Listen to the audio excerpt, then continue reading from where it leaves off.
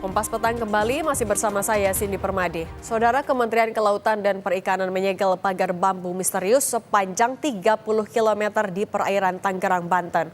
Penyegelan ini dilakukan karena pagar bambu laut tidak memiliki izin dasar kesesuaian kegiatan pemanfaatan ruang laut.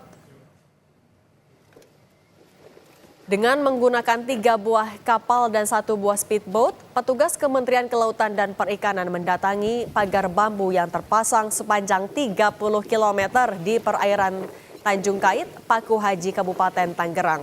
Kementerian Kelautan dan Perikanan memberikan waktu 20 hari agar pagar yang dibangun sejak Agustus ini untuk dibongkar. Jika tidak, akan diberi sanksi. Hingga saat ini, Kementerian Kelautan dan Perikanan masih mendalami siapa pembuat pagar laut misterius dan tujuan pembuatannya. Kami waktu 7 kilo itu sudah kami melakukan pemeriksaan gitu kan. Kita sampaikan siapa pembuatnya belum ada. Tahu-tahu akhir tahun kita dapat berita sudah segini.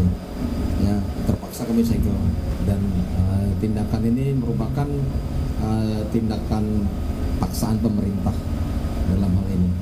Hentikan dulu, jangan ditambah-tambah lagi. Kalau dulu 7 aja bisa nambah jadi 30. Kalau ini tidak kami hentikan dulu, mungkin akan nambah lagi, bisa berapa puluh lagi. Kami belum tahu. Jadi yang tentunya yang punya niat itu yang tahu. Ya, selama kami belum menemukan penanggung jawabnya, kita belum tahu. Kami sedang berada di Kampung Nelayan Mauk dan kami berkesempatan untuk melihat langsung bagaimana penampakan dari pagar laut misterius sepanjang 30 km yang membentangi Kabupaten Tangerang. Jurnalis Kompas TV Renata Panggalo menelusuri lokasi pagar laut misterius sepanjang 30 km di perairan Kabupaten Tangerang, Banten.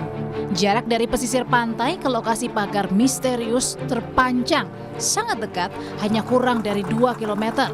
Kami sudah bisa melihat pagar bambu setinggi 10 meter terpasang mengelilingi perairan. Informasi yang kami dapatkan dari nelayan dan warga sekitar, pagar ini sudah terpasang hampir setengah tahun.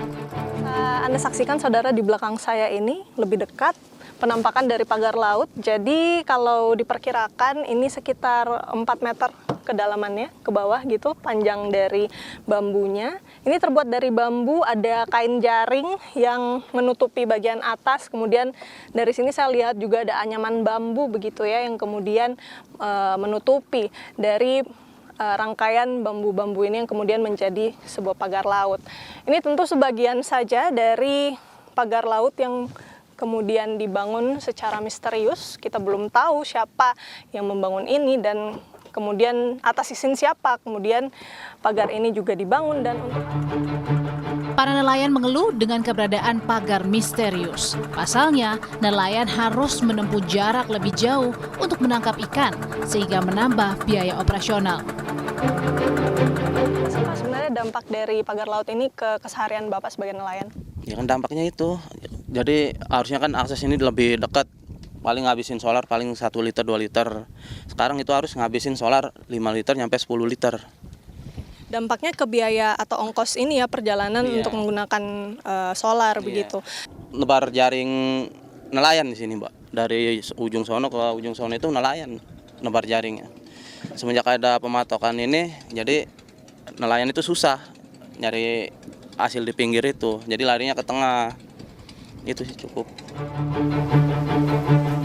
Saat ini Kementerian Kelautan dan Perikanan melakukan penyegelan pagar bambu yang terpasang sepanjang 30 km di perairan Tangerang Tanjung Kait, Paku Haji, Kabupaten Tangerang yang viral di media sosial. Menteri Kelautan dan Perikanan Sakti Wahyu Trenggono memastikan akan membongkar pagar laut tersebut jika terbukti melanggar.